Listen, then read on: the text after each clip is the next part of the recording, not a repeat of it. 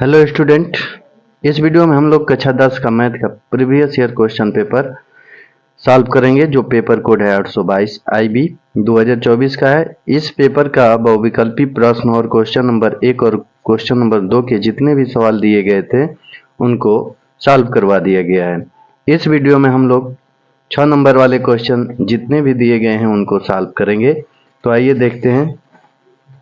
Question number 3 से 6 number वाले सवाल स्टार्ट है। देखिए क्वेश्चन नंबर 3 है, एक ठोस बेलन के आकार का है, इसके दोनों सिरे अर्धगोलीय हैं, इस ठोस की कुल ऊंचाई 19 सेमी है तथा बेलन की त्रिज्या 3.5 सेमी है। ठोस का आयतन तथा संपूर्ण पृष्ठीय क्षेत्रफल ज्ञात कीजिए। तो ठोस का आयतन और संपूर्ण पृष्ठीय क्षेत्रफल ज्ञात करना है। तो इसको सॉल्व करेंगे। देखिए क्वेश्चन नंबर 3 सॉल्व करेंगे इसको।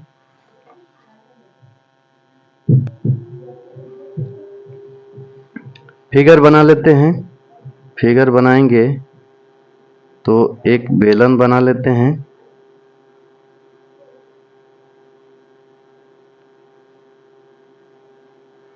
और बेलन के दोनों सिरे अर्धगोलीय हैं, मतलब कि इस प्रकार से कुछ बना हुआ है और यहाँ पर भी ऐसे बना हुआ है।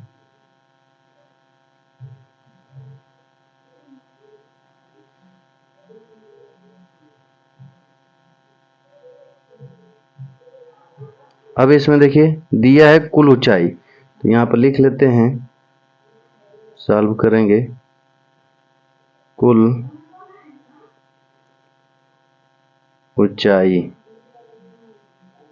कुल ऊंचाई दिया है 19 सेमी। 19 सेमी कुल ऊंचाई दिया है, यानी कि यहाँ से यहाँ तक 19 सेमी है। 19 सेमी। और बेलन की त्रिज्या, चूंकि देखिए बेलन और अर्धगोला का आधार एक ही है, तो बेलन और अर्धगोला का जो त्रिज्या होगा वो बराबर होगा। तो यहाँ पर लिखेंगे कि अर्धगोले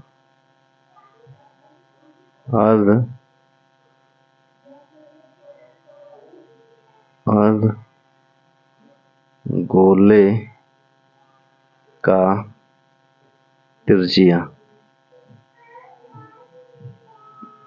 अर्धगोले का त्रिज्या बराबर होगा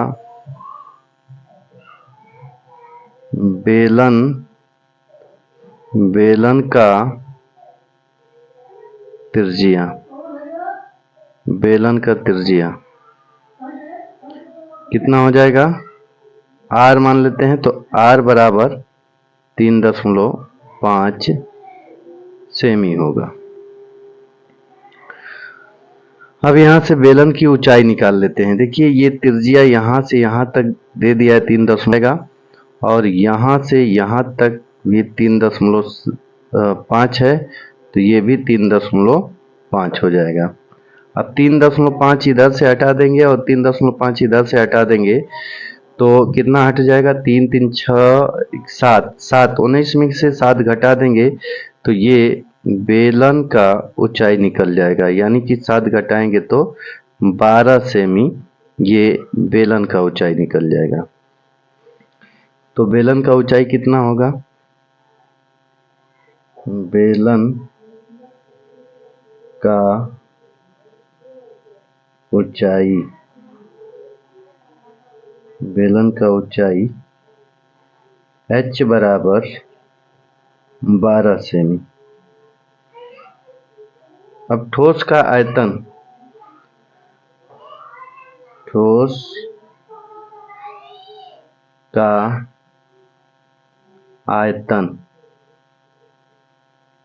ठोस का आयतन बराबर, देखिए इसमें बेलन का आयतन आएगा और अर्धगोले का आयतन आएगा। तो बेलन का आयतन, बेलन का आयतन, बेलन का आयतन और प्लस अर्धगोले कितने हैं? 2 हैं, तो 2 गुणे अर्ध गोले का आयतन।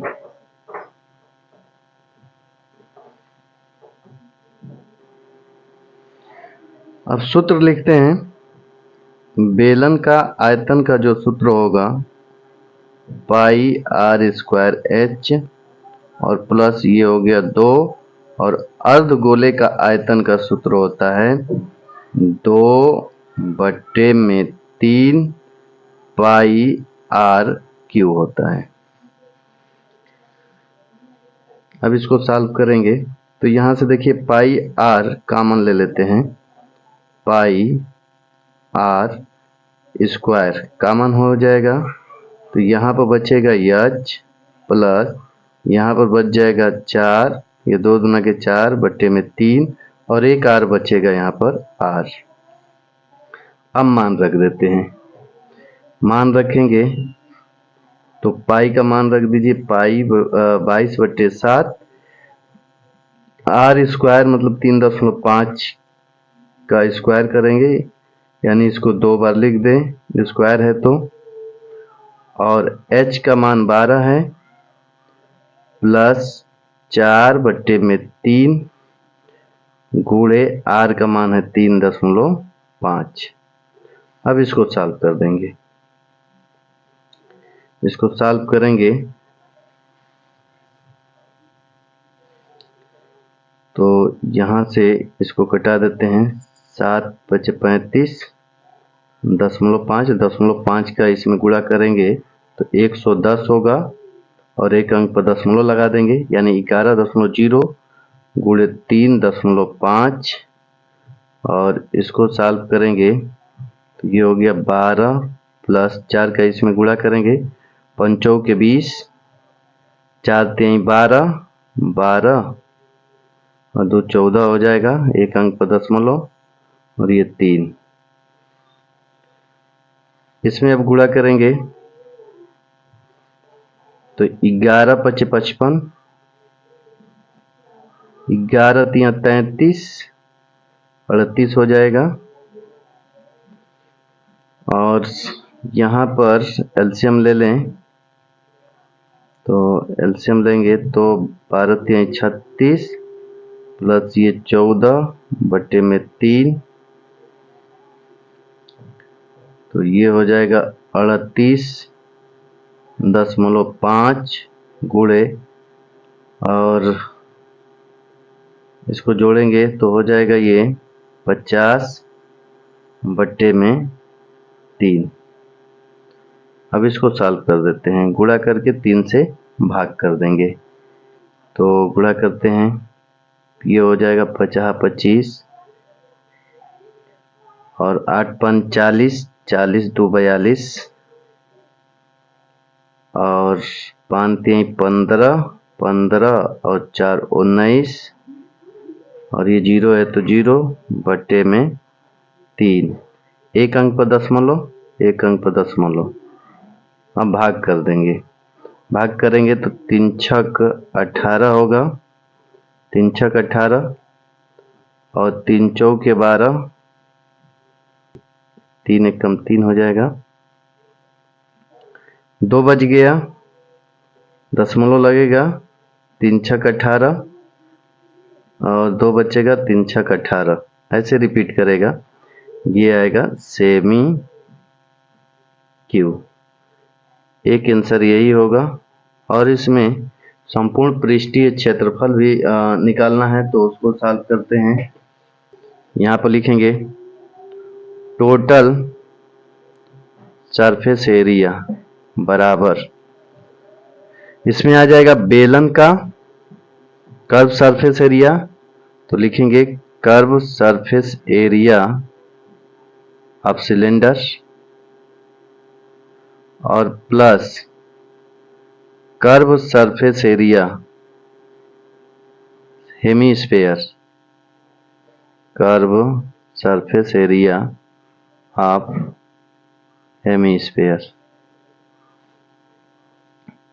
तो सूत्र लगाते हैं यहाँ पर, यानी ये बेलन का वक्र पृष्ठ क्षेत्रफल और अर्धगोले का वक्र पृष्ठ क्षेत्रफल निकालेंगे। तो बेलन का वक्र पृष्ठ क्षेत्रफल होता है 2 पाई आर एच प्लस हेमीस्फेयर यानी कि अर्धगोले का, तो 2 अर्धगोला है तो 2 गुणे 2 पाई आर स्क्वायर। अब यहाँ पर मान पुटअप करेंगे, या 2 पाई आर का मान ले लेते हैं, तो ये h हो जाएगा प्लस यहाँ पर 2 बचेगा और एक r बचेगा, तो 2 22/7, r का मान हो गया 3.5 और h का मान हो गया 12 हो गया, और प्लस 2 गुणे 3.5, तो ये हो जाएगा, घटा देंगे इसको तो 0.5 गुणा करेंगे तो 11, 11 दूना के 22, और ये हो जाएगा 12, 35 दूना के 70, 7.0 आएगा, और ये हो जाएगा 22 गुणे 12 में 7 जोड़ेंगे तो 19, और गुणा कर देंगे तो 19 दूना के 38, 38 3 हो गया, 19 दूना के 38, और 38 39 40 41 होगा सेमी स्क्वायर। यही आंसर होगा। एक आंसर ये होगा और एक आंसर ये होगा 641.66। यहाँ पर 7 भी लिख सकते हैं। तो एक आंसर ये हो गया और एक आंसर ये हो गया। आइए अगला क्वेश्चन बनाते हैं। अगला क्वेश्चन देखते हैं। क्वेश्चन नंबर 3 का अथवा वाला देखते हैं। देखिए इसमें आपको केवल एक ही क्वेश्चन बनाना है। क्वेश्चन नंबर 3 बनाइए या 3 का अथवा वाला बनाइए। यहाँ पर दोनों सॉल्व करवा रहे हैं। तो इसको सॉल्व करेंगे। एक लंबवृत्तीय शंकु की तिर्यक ऊंचाई 13 सेमी है। तो यहाँ पर एक लंबवृत्तीय शंकु बना लेते हैं। शंकु बना लिए, ये मान लीजिए ये शंकु हो गया। तिर्यक ऊंचाई दिया है 13 सेमी और संपूर्ण पृष्ठीय क्षेत्रफल दिया है 90 पाई सेमी स्क्वायर। इसकी आधार का व्यास बताना है, यहाँ से यहाँ तक की दूरी बताना है व्यास। तो यहाँ पर O मान लेते हैं, ये A हो गया, ये B हो गया और ये ऊंचाई होता है, इसको P मान लेते हैं, ये ऊंचाई हो गया। तो यहाँ पर लिखेंगे शंकु का जो तिर्यक ऊंचाई दिया है उसको लिख लेते हैं। तिर्यक ऊंचाई L होता है, L का मान दिया है 13 सेमी। संपूर्ण पृष्ठीय क्षेत्रफल, संपूर्ण पृष्ठीय क्षेत्रफल बराबर दिया है 90 पाई सेमी स्क्वायर। संपूर्ण पृष्ठीय क्षेत्रफल क्या होता है शंकु का? तो शंकु में बात करें तो संपूर्ण पृष्ठीय क्षेत्रफल होता है पाई आर, ब्रैकेट में आर प्लस एल होता है, बराबर ये हो गया 90 पाई। पाई से पाई कैंसिल करा देते हैं।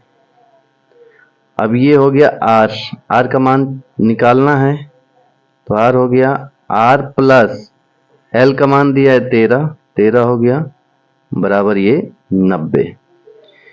यहाँ से गुणा करते हैं तो ये होगा आर स्क्वायर प्लस 13 आर, और इसको इधर लेकर आएंगे तो 90 हो जाएगा माइनस में और ये 0।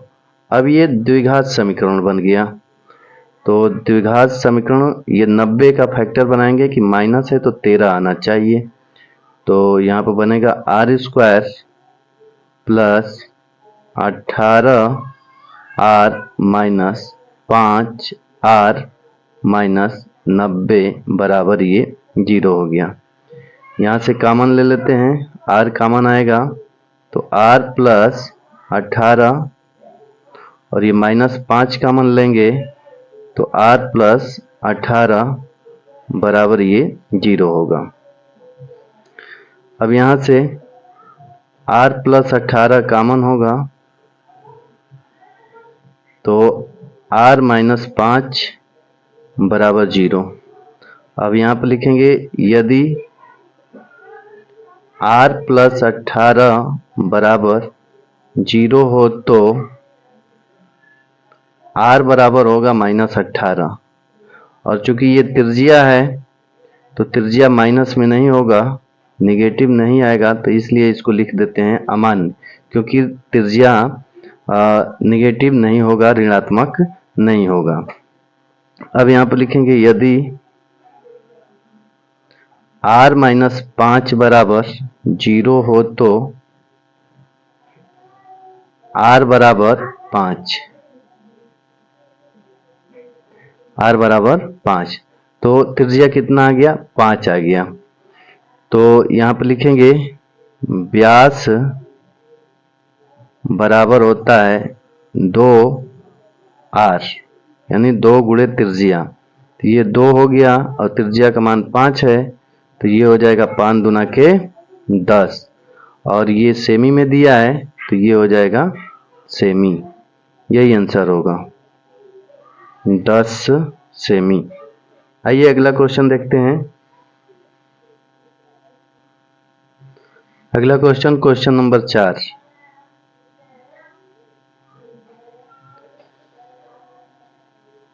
देखिए सवाल है, 7 मीटर ऊंचे भवन के शिखर से एक केबल टावर के शिखर का उन्नयन कोण 60 डिग्री है और इसके पाद का अनुमान कोण 45 डिग्री है। केबल टावर की ऊंचाई ज्ञात कीजिए। देखिए एक 7 मीटर भवन है, बना लेते हैं कि ये 7 मीटर का एक भवन है, 7 मीटर का ये भवन हो गया, और एक केबल टावर है।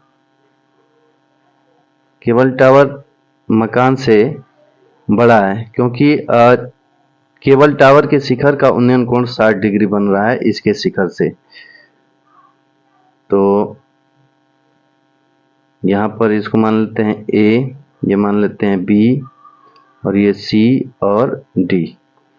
अब भवन के शिखर से, अब भवन का शिखर ये है, अब भवन के शिखर से केबल टावर के शिखर, इसका उन्नयन कोण 60 डिग्री का है, इसको मिला देंगे तो ये 60 डिग्री का बन रहा है। और इसके पाद का अनुमान कोण, अब यहां से इसी बिंदु से इसके केबल टावर के पाद बिंदु को देखा जा रहा है, यानी नीचे, तो इसका जो अनुमान कोण है वो 45 डिग्री का बन रहा है, ये 45 डिग्री का। तो केबल टावर की ऊंचाई ज्ञात करना है, इसका ऊंचाई कितना है यही बताना है। आइए इसको हल करते हैं, सॉल्व करेंगे। लिखेंगे माना AB बराबर 7 मीटर ऊंचा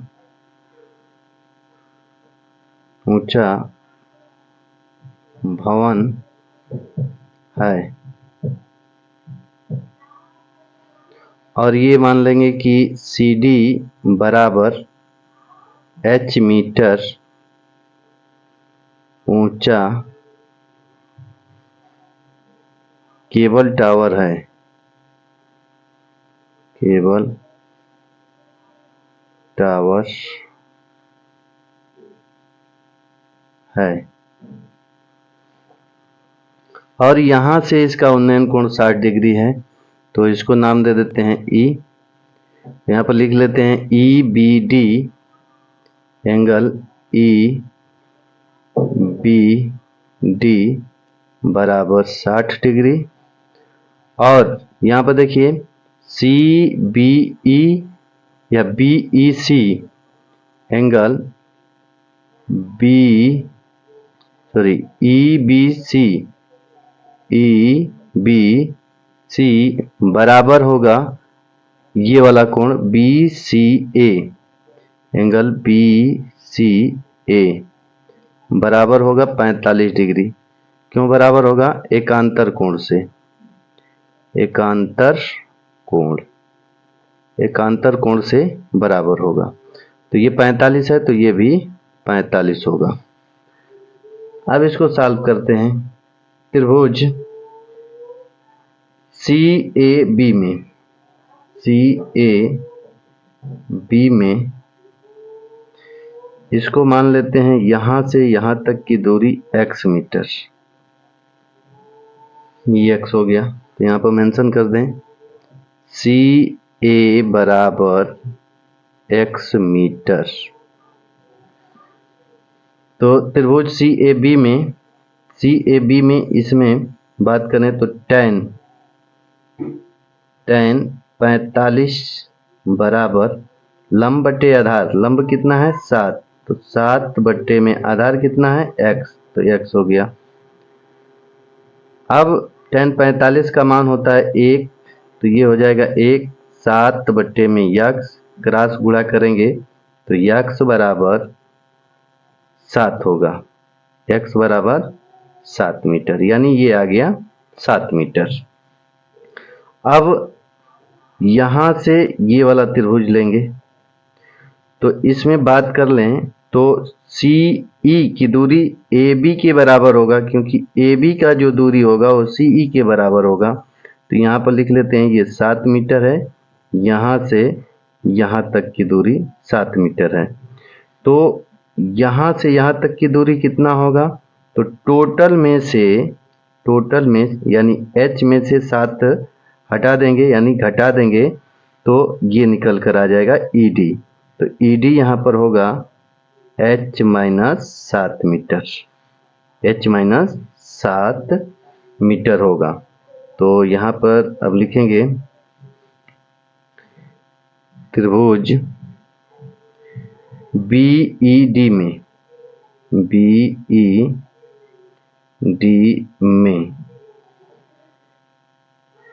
tan 60 डिग्री बराबर लंब बट्टे में आधार, लंब कितना है h माइनस 7 हो गया, बट्टे में x, और x का मान कितना यहाँ है 7, तो यहाँ पर लिख देंगे 7।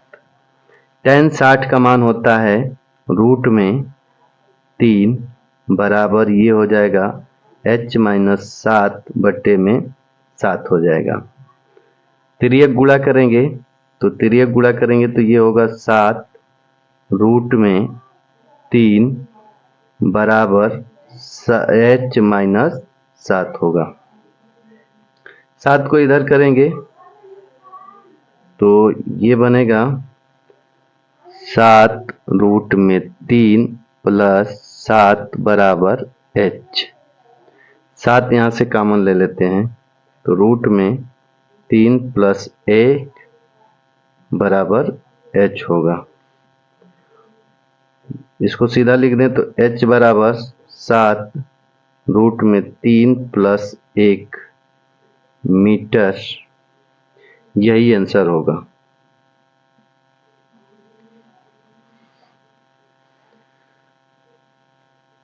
आइए अगला क्वेश्चन देखते हैं।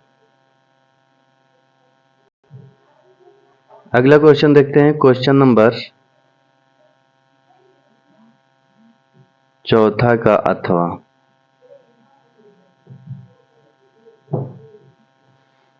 चौथा का अथवा हल करते हैं। जब सूर्य का उन्नयन कोण फाई से थीटा हो जाता है तो क्षैतिज तल में खड़े एक स्तंभ की छाया a मीटर अधिक हो जाती है। स्तंभ की ऊंचाई ज्ञात कीजिए।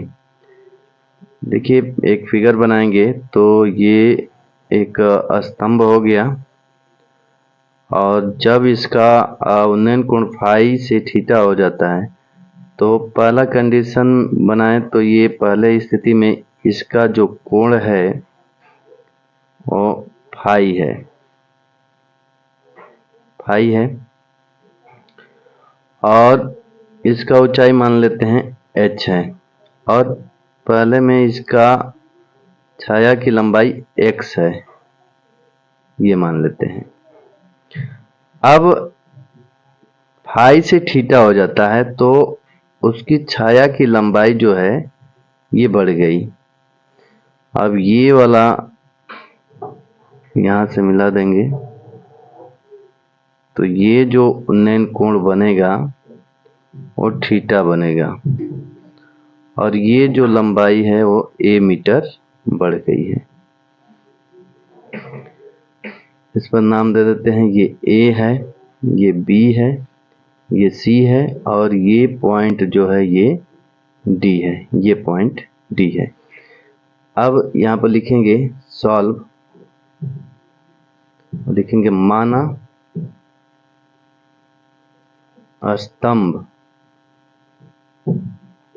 स्तंभ की ऊंचाई BC बराबर h। तो यहाँ पर अब लिखेंगे त्रिभुज DBC में tan फाई बराबर लंब बटे आधार, यानी ये हो गया h बटे में x। अब क्रॉस गुणा करेंगे तो x को इधर करेंगे, tan को इसके बट्टे में लाते हैं तो ये हो जाएगा x बराबर h बट्टे में tan फाई। अब फिर यहाँ पर लिखेंगे त्रिभुज ABC में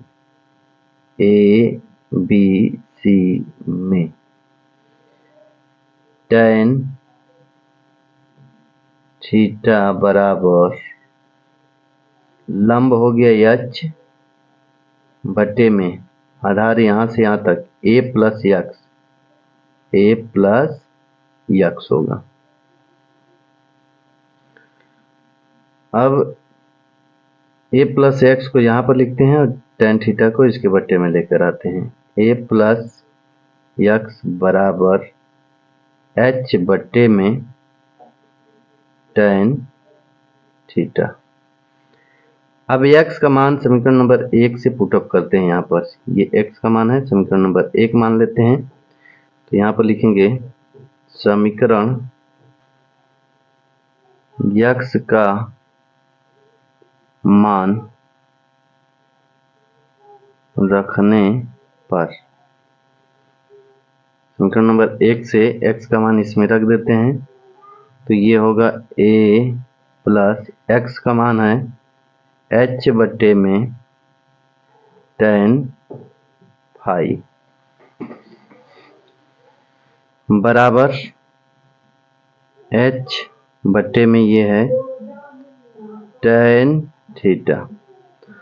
अब इस h बट्टे tan फाई को इधर लेकर आते हैं तो यहाँ पर होगा a बराबर h बट्टे में tan थीटा माइनस ये इधर आएगा तो h बट्टे में tan फाई होगा।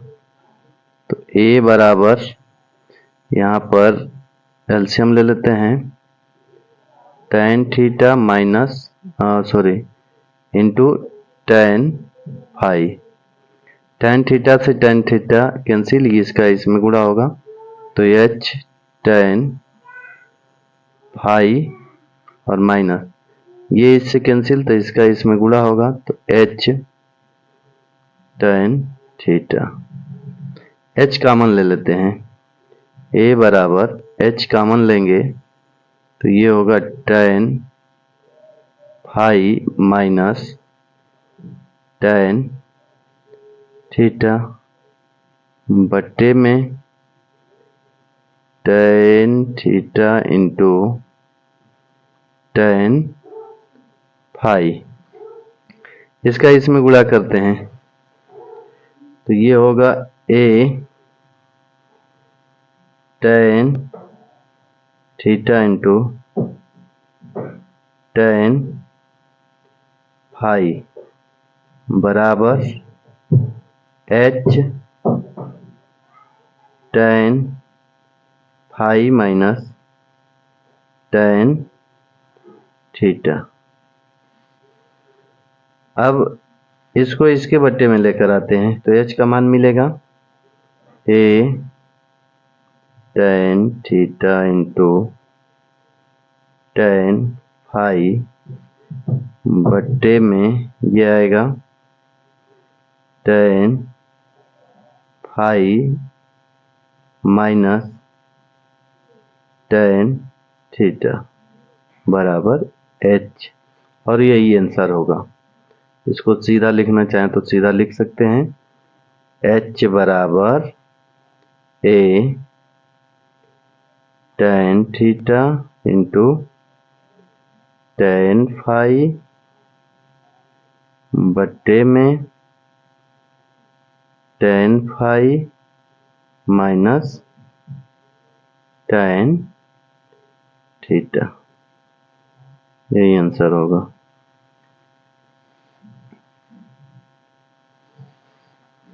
आइए अगला क्वेश्चन देखते हैं। क्वेश्चन नंबर 5 दिया है, दो संख्याओं का योग 8 है, उनके व्युत्क्रम का योग 8 बट्टे में 15 है, तो संख्या ज्ञात कीजिए। सॉल्व करते हैं और मानते हैं कि माना पहली संख्या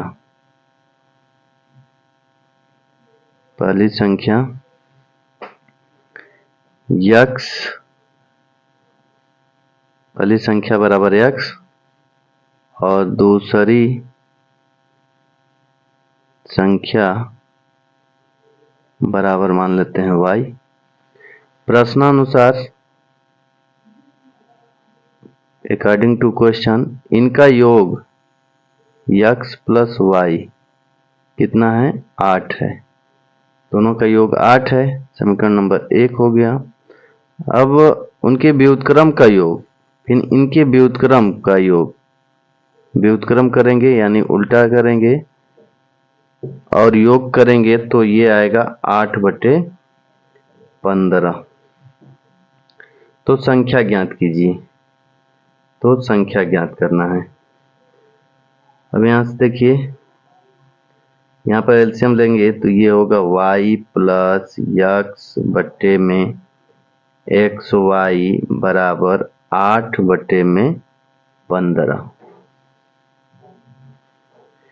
y प्लस एक्स यानी x प्लस वाई या y प्लस एक्स का मान कितना है, 8 है। तो यहाँ पर 8 रखते हैं, तो 8 रखेंगे तो 8 एक्स वाई बराबर 8 बट्टे में 15। अब यहाँ पर देखिए अंश बराबर है तो हर भी बराबर होगा, यानी एक्स वाई बराबर 15, एक्स वाई बराबर 15। तो y का मान निकालें तो ये होगा 15 बट्टे में x, इक्वेशन नंबर 2। अब इस इक्वेशन को समीकरण नंबर 1 में रखते हैं। तो अब यहाँ पर लिखेंगे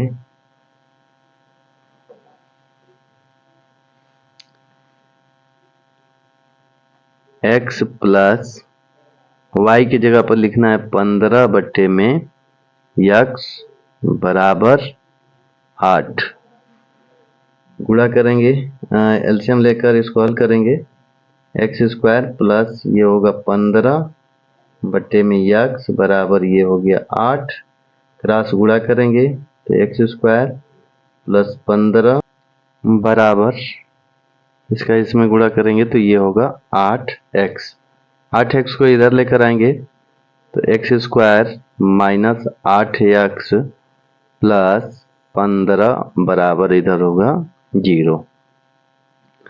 अभी गुणनखंड विधि से इसको हल करेंगे तो एक्स स्क्वायर और ये हो जाएगा माइनस 5x और माइनस 3x प्लस 15 बराबर ये 0। यहाँ पर x कॉमन ले लेते हैं तो x माइनस ये 5 होगा। यहाँ पर -3 कॉमन लेते हैं तो ये x माइनस 5 हो जाएगा बराबर 0। ये होगा x माइनस 5 और ये x माइनस 3 बराबर 0। अब यहाँ पर लिखेंगे यदि x माइनस 5 बराबर 0 हो तो x बराबर 5 आएगा। और फिर इसको लिखेंगे यदि x माइनस 3 बराबर 0 हो तो x बराबर 3 आएगा। अब y का मान निकालते हैं। x का मान 2 आ गया तो या तो 5 ले लें या तो 3 ले लें, दोनों में से कोई एक ले सकते हैं। तो यहाँ पर लेते हैं x बराबर 5, मान लेते हैं x बराबर 5, तो x का मान समीकरण नंबर 2 में रखेंगे। तो यहाँ पर लिखेंगे x का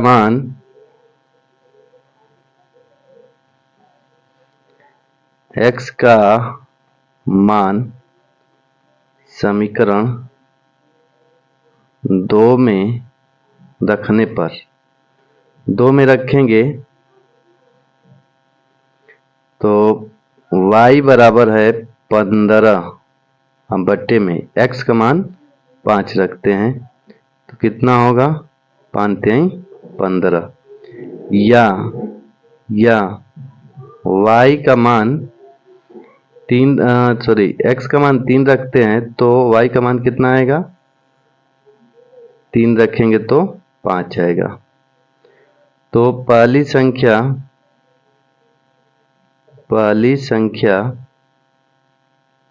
अगर x को 5 लेते हैं तो दूसरी संख्या क्या होगा, 3 होगा। और या पहली संख्या 3 लेते हैं तो दूसरी संख्या 5 होगी, क्योंकि x y के दो मान आए हैं। तो x बराबर 5 लेंगे तो 5 यहाँ पर रखेंगे तो y का मान 3 आएगा, और x का मान 3 लेंगे तो y का मान 5 आएगा। यही आंसर होगा। आइए अगला क्वेश्चन देखते हैं। अगला क्वेश्चन है क्वेश्चन नंबर 5वां का अर्थ वाला है।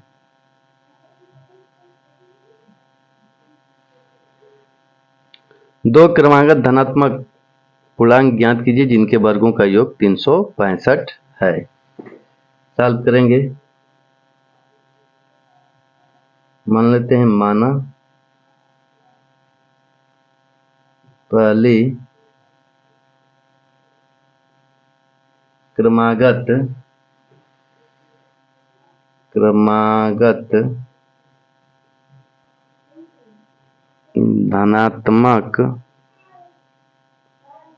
धनात्मक पूर्णांक बराबर x है, तो दूसरी क्रमागत धनात्मक पूर्णांक x प्लस 1 होगा। अब कह रहा है वर्गों का योग 365 है, तो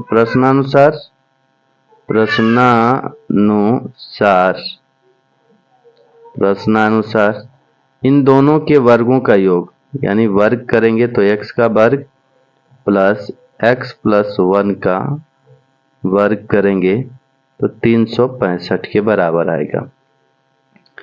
x स्क्वायर हो गया प्लस a प्लस b का whole square, x square plus 1 का वर्ग 1 प्लस 2ab यानी 2x हो जाएगा, और ये हो गया 365। x स्क्वायर 2x स्क्वायर हो गया और प्लस ये 2x और ये प्लस 1 है और माइनस ये इधर आएगा तो 365 65 बराबर 0। अब यहाँ से हल करेंगे तो 2x² प्लस ये 2x माइनस 364 बराबर 0 होगा। 2 से भाग कर देते हैं तो x² प्लस x माइनस 2 1 कम 2 और 2 1 कम 2 2 8 16 2 दूना के 4 बराबर 0। अब इसका फैक्टर बनाएंगे कि 182 का फैक्टर बनाएंगे कि घटाकर हमको 1 लाना है। यहाँ पर कितना है 1, तो 1 लाना है तो इसका बनेगा x² प्लस 14 में से 13 घटा देंगे और ये x माइनस 182 बराबर 0। इसको हल करेंगे तो x² plus 14x minus 13x minus 182 बराबर 0। यहाँ पर x कॉमन लेते हैं तो x प्लस ये 14 हो जाएगा और यहाँ पर 13 कॉमन लेते हैं माइनस 13 तो x प्लस ये 14 हो जाएगा बराबर 0। यहाँ पर कॉमन लेंगे तो x प्लस ये 14 और 1 में हो जाएगा x माइनस 13 बराबर 0। यहाँ पर लिखेंगे, देखिए यहाँ पर लिखेंगे यदि x प्लस 14 बराबर 0 हो तो x बराबर आएगा माइनस 14। चूंकि धनात्मक पूर्णांक लेना है तो ये नहीं लेंगे, इसको लिख देंगे अमान्य। अब लिखेंगे यदि x माइनस 13 बराबर 0 हो तो x बराबर 13। अब यही मान्य होगा। अब यहाँ पर लिखेंगे पहली धनात्मक पूर्णांक, पहली धनात्मक पूर्णांक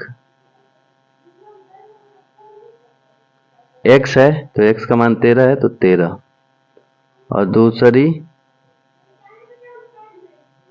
धनात्मक पूर्णांक x प्लस 1 है तो 13 में 1 जोड़ेंगे तो 14 होगा। यही आंसर होगा। तो 2024 का ये पेपर कोड IB पूरी तरह से ख़त्म हो गया। अब 2024 का एक पेपर सेट और बचा है, उसको भी सॉल्व करवाया जाएगा अगले वीडियो में।